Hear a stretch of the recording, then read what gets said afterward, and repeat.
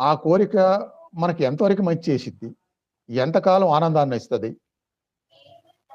ఆ తర్వాత ఎంతకాలం అది ఉండి మళ్ళీ ఎళ్ళిపోయిద్ది? వెళ్ళిపోతే తర్వాత పరిస్థితేంటి? ఇలాంటియన్నీ మనం అంచనా ఎయలేము.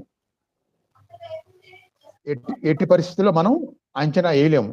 అంటే అంచనా ఏస్తాము, ఇలా అయితే బావుంటదని మనం అనుకుంటాం.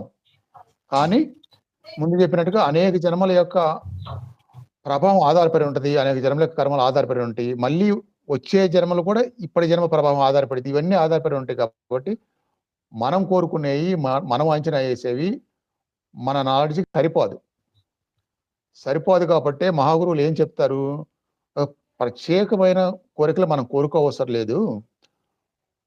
ఏది మాకివ్వాలో మీకు తెలుసు కాబట్టి అది ఇవ్వండి.